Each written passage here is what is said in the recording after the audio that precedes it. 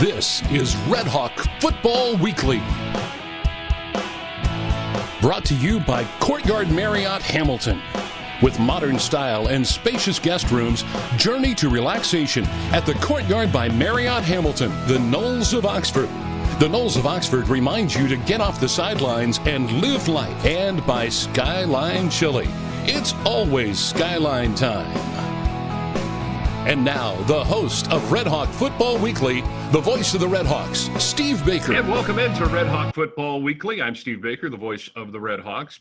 Back with you after a tough week at Buffalo. 42-10, the final score. The Bulls with a victory over Miami. And we're joined by head coach Chuck Martin. And Coach, this was one of those games I know you want to put behind you as soon as possible. You had some great opportunities. I thought played really well in the first half. Had some great chances, but it got away quickly in the second half. Yeah, obviously, we didn't take advantage of some opportunities in the first half. We had some guys behind them. We got on a short field and we got into the ball on the 16-yard line and came away with no points, went backwards. And so at halftime, I felt like we were playing the type of road game you need to play. We were physical. We were controlling the running game enough, slowing down their running game. They did throw one over our head, which was disappointed. But we were a little frustrated at half because we felt like we could have had that lead if we would have executed a little bit better on offense in a couple different situations. And again, two times having guys behind him, then also not cashing on points. Then the third quarter, it got away in a hurry. It was as the worst quarter we've played around here in a long, long time. Defensively, we gave up chunk plays. We couldn't get off the field on third down. We let them get behind us. And then offensively, we had opportunities to respond, which in that game you had to. Buffalo scores, we got to respond. We respond in the first half, third quarter. Again, we get a guy behind them and we don't cash in on the execution piece of it. So there were opportunities to keep the game close with some big plays on offense, and we didn't make them, and it got away in the third quarter, and then it ended up being a very frustrating night. And it wasn't just offense that was having the missed opportunities, or defense with special teams. You missed a field goal. It was just appeared to be everywhere at one point or another during the game, and mental, just sometimes not focused when it's all through the each area of the team. Yeah, anytime you don't execute like you want it is always part mental. Sometimes it's physical, but. Yeah, we made mistakes, but we also dropped passes. So some of it, a drop pass is more of a physical error. Letting somebody behind you on defense is more a mental error. So it's a combination of those. But again, it's something we pride ourselves in playing the game the right way. We always talk about it. We have a pretty boring approach that's pretty effective to winning games. Is we don't give up big plays. We get big plays. We control the line of scrimmage. So the things that we pride ourselves on are the same things that Buffalo prides itself on. Buffalo did a way better job than us the other day of doing the basic fundamental executions and making the plays when the plays arise. We always talk about you can't try to do too much. You got to make the plays that come your way and be ready for those plays. And so, yeah, there was certainly mental mistakes on Tuesday night that cost us. There was, again, kids trying to do a little bit too much at times with cost us. And then we had some physical errors that we saw that there are plays to be made, and you don't kick it straight or you don't catch it. Those are just physical errors. It's not mental. We know what we're doing, and we did everything right to get in position to make the play. We just didn't finish the play. So, and maybe that's a little focus too, but usually when you're running downfield 40 yards, you're pretty focused. You got to finish the play. You got to bear down. And a couple of times we try to run before we catch it. We're taking off running. I think 3 different times you can see our guys almost making a cut before the ball got to them, right, and trying to, So again, those are execution errors that we have to clean up. And again, on the road against a good opponent, you have to cash in your opportunities, and we certainly didn't. Let's take a look at the highlights here in the first half of this game at Buffalo.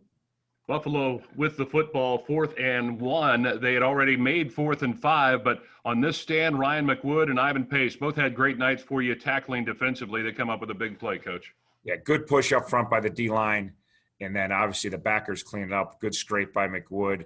Good job by Ivan finishing the play, and huge stop for our defense. And again, feeling really good because Buffalo's going to move the ball, and you got to find a way to get stops, and this is a perfect example. They got down in our plus territory, and we come up with a big stop.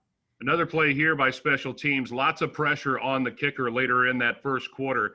Really forces a bad kick, and you're going to get great field position to start this drive at the Buffalo 40-yard line. Yeah, everybody thinks about blocking kicks, which are tremendous if you can, but you get pressure and you force a bad kick. Not as good as a block, but as you said, set us up on a really short field. 1st and 10, and a guy that I thought just ran the ball with such force and always does, Zach Kahn, gets a good gain on 1st down. Yeah, really good push with our O-line and tight ends. Good crack by our receiver coming in. Gets us a nice 9-yard gain on 1st down. Get you to move the ball. 2nd down and 2 is what they call it here, and this time a little toss out to Kevin Davis. Yeah, again, good block on the perimeter by Jay Walk and Cold Iron. Good job by Kevin Davis using his speed to turn the corner. Get you the 1st down and move the ball forward. You get another look at it here, and you see the block by Jack Cold Iron, Jalen Walker, and plenty of yards down to about the 24-yard line there for you. But the drive stalls, and unfortunately, we talk about those missed opportunities. The freshman kicker, Henry Beckett, misses his first of his career. Yeah, just didn't make clean contact there and hooked it.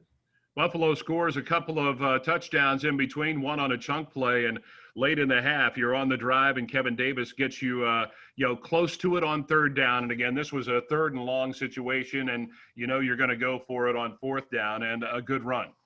Yeah, nice job. Good play called by Coach Kaler. Nice job up front, and good execution here again. Good push up front. Good finish by Kahn, staying in there, pushing the pile, getting the 1st down on 4th down. They looked at this and reviewed it, but it was never a doubt to me that he got in, as you'll see it here, and a good push up front and just enough of a lean to get the 1st down and continue to move the chains here. And on the next play, they highlight Sorensen, do the ESPN folks, but to find Jalen Walker 2nd week in a row.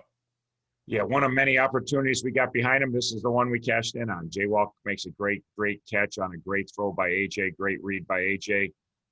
Kind of the story of our night is that we didn't do a good job not finishing down the field, and we're going to make sure we do that this week. And again, we'll get a couple of different looks at it as it was reviewed.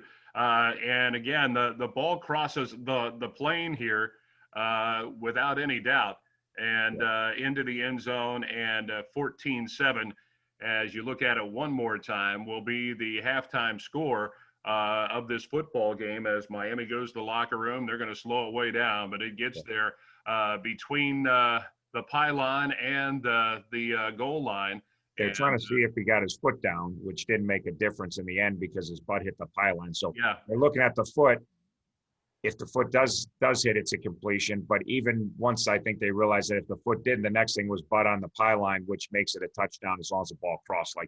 That was my thought exactly. Was the pylon is part of the field, and it crossed in front, and he hits inbounds on the inside part of the pylon there. 14-7, the halftime score. And as we talked, Coach, you're feeling pretty good. And Terry and I talked about it on the broadcast. Especially in that second half of the second quarter, things were really going Miami's way with the defensive stops and getting the score. Yeah, well, we had a nice answer at the end of the half, and we put together a nice drive, cut it to 14-7. Like we said earlier, a little frustration that we had some other opportunities that we didn't cash in, but you're on the road, you're down 14-7, kind of where we're always at, and we're feeling like, we're gonna make a push in the second half and come away with another great victory. All right, we'll come back. We'll talk more about the Buffalo game in just a moment. This is RedHawk Football Weekly. Stay with us. This segment of RedHawk Football Weekly has been brought to you by Courtyard Marriott Hamilton. With modern style and spacious guest rooms, journey to relaxation at the Courtyard by Marriott Hamilton, a proud partner of Miami Athletics. Ohio's 529 plan is proud to partner with Miami Athletics and happy to be the new sponsor of Swoops Kids Club. To learn more about Ohio's 529 plan and for your chance to win a $529 college savings award, visit collegeadvantage.com/RedHawks. Love getting prices that are lower than low on food that's fresher than fresh? With the Kroger app, you get personalized coupons on top of weekly sales and rewards like fuel points, all for prices that are lower than the everyday low. Kroger, fresh for everyone. La Rosa's in Oxford is a proud sponsor of Miami Athletics for nearly a decade. Ordering your favorite La Rosa's family recipe is easier than ever with their new mobile app. Download it today to get great pizza and more at La Rosa's on Lynn Street in Oxford. This segment of Red Hawk Football Weekly is brought to you by the Knolls of Oxford. The Knolls of Oxford reminds you to get off the sidelines and live life. And we are back on Red Hawk Football Weekly. I'm Steve Baker, the voice of the Red Hawks, with head coach Chuck Martin. And 14-7, Buffalo gets the football to start the second half, coach, and goes right down and scores on you. And, you know, even at that point, 21-7, you're in the game. You just got to get some offense out there. And unfortunately, again, missed opportunities, and boom, it goes away quickly on you in the third quarter. Yeah, and the frustrating thing on the first touchdown drive is for Buffalo, we had a 3rd and 6, we had a 3rd and 10.5, and you got to cash in. We got to be better on third down defense. That's going to be a huge emphasis for us this week. It always is, but we haven't played as well on third down as we have the last couple of years. So we got to make sure that we focus on that, because obviously, if you get to a Buffalo team, which is so good running in those 3rd and 6 to 3rd and 10, you've done a great job on 1st and 2nd down. Now you got to get off the field. Buffalo's, to their credit, they made the plays to keep drives alive and extend the lead to 21-7, and then we had a chance to answer. And that was kind of the story of our night. We didn't have the answers. This isn't a game. We've been talking about the sidelines, Saturday night. Hey, we're doing a good job. We got good plays called. We're getting behind them. We have opportunities, the ball in the seam. We have opportunities, the ball ahead, and we're not making the plays, okay? I said after the game that the preparation, obviously, we weren't razor-sharp focused like we need to be. You mentioned it early, Bake, and that's obvious. Those are plays we make with kids that make them. So I'm not down on our kids. I'm not down on our, we had the right plays on. We had opportunities. We didn't make the plays. Credit to Buffalo. We've got to own it. But we're going to keep attacking with those same kids. Those are the same kids that made plays. And the same thing defensively. Some of the guys that didn't make the plays are some of our best football players. Like, we're going to keep going the well with them. We got to play better. We know we're capable of playing better. But it didn't come down to one play here, one play there. It came down to a culmination of us not being sharp enough to make plays we need to make on the road. Well, let's get to the highlights. And one of those things that we talked about is making plays. And after Buffalo had scored in that first drive, you get the ball back and have an opportunity here. And this was just a huge play waiting to happen. But the ball, James Burns gave it a heck of a try, had about 5 chances to haul this in, and it just didn't work for him. Yeah, in another case where I think he knows how close he could see the end zone. He's trying to catch the ball and get into the end zone before he even gets there. And again, take a look at it there. But, at that point, Buffalo goes and scores on 4 straight drives, makes it a 42-7 football game. And one of the guys that we talked about in the first half, Coach, that I just thought, every time he touches the ball, he's going to get something for you. Zach Kahn really did a nice job of running on this final scoring drive. Yeah, no, we want to put together something positive late. And obviously, we had a bunch of young guys in there. We had young old linemen in there. But we were trying, again, it's just every drive means something to us. So the game was not, in doubt at this point, but you're trying to put together a nice drive, and obviously Kahn did a nice job. Nice stiff arm there, and picks up a first down for you, and one more look at it there, and again, just takes the shot and keeps on going. This drive still alive at the 49-yard line of Buffalo, and again, Zach Kahn picks up 12 for you.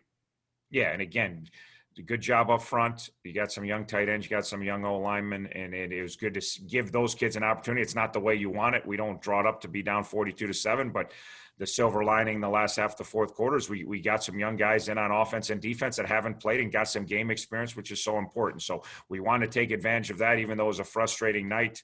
We were going to try to finish the game right. We got a couple stops on defense, and we put together a halfway decent drive on offense. One of those young guys that got a chance was Kenny Tracy here, and he gets a big run up the middle for you, Coach. Again, really good patience by Kenny, good vision, makes a couple nice cuts, makes a guy miss, and gets us down inside the 5-yard line.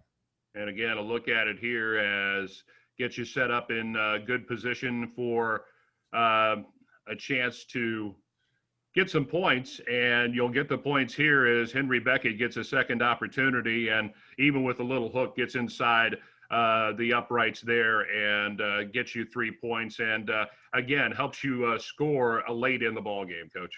Yeah, just trying to take away something positive. We got a bunch of new guys out there, like we said. We put together a decent drive. The game isn't in doubt. This isn't important as far as the big picture of the game, but it is important for the future of these kids, that this is a lot of these kids' first game experience they got on the field. And again, we never give up on an opportunity to get better. Yeah, we lost the game. Yeah, we got our butts kicked, but we're going to let our young guys play late and try to salvage something and try to take away something positive. Gives them the opportunity to get ready for the next one, just like the rest of the team, and that is Ohio coming in on Tuesday night for the Battle of the Bricks. We'll come back and talk about the Bobcats when we return in a moment. This is RedHawk Football Weekly. This segment of RedHawk Football Weekly has been brought to you by the Knolls of Oxford. The Knolls of Oxford reminds you to get off the sidelines and live life. Located in the heart of Butler County and only 13 miles from Miami University, the Courtyard Marriott in Hamilton is the ideal location when traveling to the Miami campus.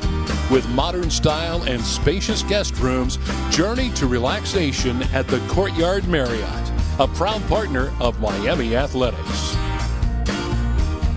Imagine life without laundry. Armstrong Cleaners and Formal Wear is here to help. Drop off your dirty clothes and pick them up clean and folded. Find out more at ArmstrongDryCleaners.com. Armstrong Cleaners and Formal Wear. They make it easy for you to look good.